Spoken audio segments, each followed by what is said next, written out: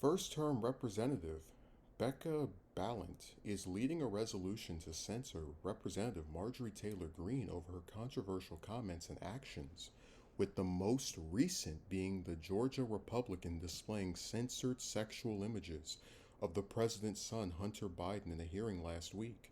The resolution introduced Tuesday is a laundry list of around 40 points of grievance against Greene, many of which list her specific comments and the dates on which she said them. In addition to Greene showing images of Hunter Biden, the resolution takes issue with Greene visiting January 6 inmates in a Washington jail and calling it the Patriot Wing, calling Muslim members of Congress part of the Jihad Squad and appearing at a white nationalist event, although Greene later said she had no idea the event was linked to white nationalism and condemned its leader. The resolution also cites Greene's comparing COVID-19 vaccinations to Nazis forcing Jewish people to wear a star, along with other grievances. For me, censoring Representative Taylor Greene is about the health of our democracy and faith in government. Her anti Semitic, racist, transphobic rhetoric has no place in the House of Representatives, Ballant said in a statement. I ran for Congress after watching on January 6 that anti democratic messages and fear mongering have real consequences for our democracy. Unserious elected officials like Taylor Greene make a mockery of our democratic institutions and derail us from urgent work we've been tasked with. Balance said, "This job is about alleviating suffering and supporting our communities, and instead Taylor Greene uses her position as a megaphone for conspiracy theories and hate speech. There must be a counterforce that comes from within Congress. It begins with principled members standing up and saying we have had enough." The resolution was introduced as privileged, Balant's office said, meaning that she can make a privilege act motion in the future to force floor action on the measure. There is not yet any plan for Ballant to make a privilege motion to force a vote. Greene brushed off the resolution shortly after its introduction Tuesday. I don't know why this freshman Democrat, I don't know who this freshman Democrat is. They must have terrible fundraising numbers because they're pulling some ridiculous stunt, Greene said. Looks like 4 pages of slander because I looked at the first few lines and I was like, that's not even true. I could care less, Greene said. Greene has been reprimanded by Democrats in the past, but not officially censored by the House. When Democrats controlled the House in 2021, Greene was stripped of her committee assignments soon after being sworn into office as punishment for her post about conspiracy theories and liking a Facebook comment that called for the assassination of former Speaker Nancy Pelosi. Ballant mentioned that in her resolution. Greene display of sexual images of Hunter Biden in a committee hearing also prompted an ethics complaint from Biden's attorney last week. Introducing the resolution as privilege adds to a trend of lawmakers introducing censor resolutions against each other and making privilege motions. Last week, a group of Democrats introduced a privilege resolution to censor Representative George Santos, who has been charged with financial crimes. And last month, Representative Anna Paulina Luna forced a vote on her resolution to censor Representative Adam Schiff over his role in investigating former President Donald Trump.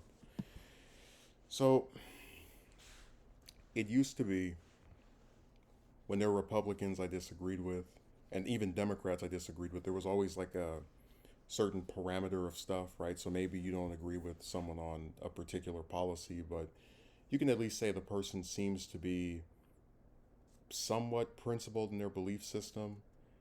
Um, but Greene gets herself caught up in so many little weird things, and really what you'll notice from Ballant's resolution is most of it has nothing to do with her actual votes or, the thing that matters as a member of Congress, the legislation that you support or oppose.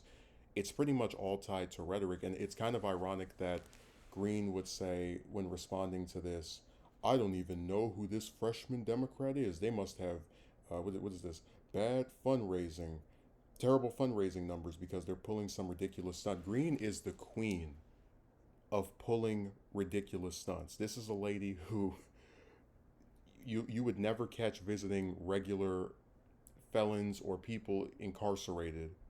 But when it's a bunch of Trump supporters from January 6th, here she comes. And it's all done clearly to get attention for herself.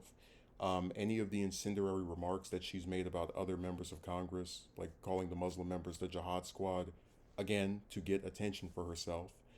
Um, it's it's just so ironic to see someone whose whole identity as a politician is trying as hard as you can to coach yourself in Trump and MAGA and all the rest of that, so you can fundraise and keep yourself in office longer. Trying to reprimand somebody else as pulling a stunt, and I love the part about I don't know who this freshman Democrat is. It's like the only reason we know who Greene is, and it has nothing to do with her being some master legislator or having some esteemed record of passing bills or doing anything that's worth a piss whatsoever. Her entire identity as a public figure is being marred in controversy. So I'm sure if this lady Ballant had gone around and thumbed up or liked posts calling for the assassination of, for example, Kevin McCarthy, we would know who she was before she entered Congress too, because she'd be marred in controversy just as Greene was. And that's something I've also had a problem with. I feel a lot of I've said before, news organizations do take people who do bad things and prop them up and make them even bigger than they should be or whatever. But it's just funny that she tries to assert someone else as basically being a nobody when they have the exact same position. They've only been in office for what, half a year, and if they were going around and doing all the little stunts that Greene does, they probably would be just as famous, if not more so. The other part of this is that there are some legal reasons as to censor Greene. I mean, when you're talking about Biden's attorney, Hunter Biden's attorney, filing an ethics complaint over the hearing where Greene showed pictures of Hunter, which, by the way, I didn't make a video on that because it's been really hot over here. It's been hard to record stuff. I feel like I'm in a furnace.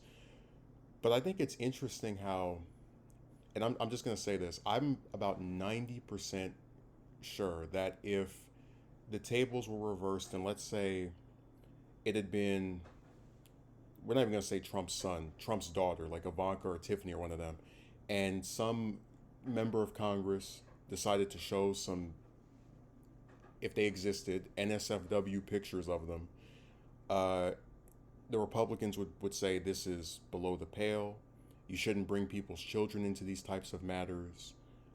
This is unethical. These Democrats should resign. But when Greene does it, she's completely fine with it because these are not people who have ideology. They're partisan hacks who, unfortunately, are able to trick several thousands, in a lot of cases, hundreds of thousands, and in even more extreme cases, millions of people into thinking that they're worth voting for, and they're not.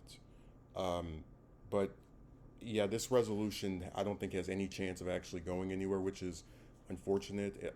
You probably could chalk it up to a stunt, but I do like the idea of, at the very least, there exists some attempt to reprimand her, and there is an archive now in the halls of Congress of all the crazy stuff that she's done up to this point.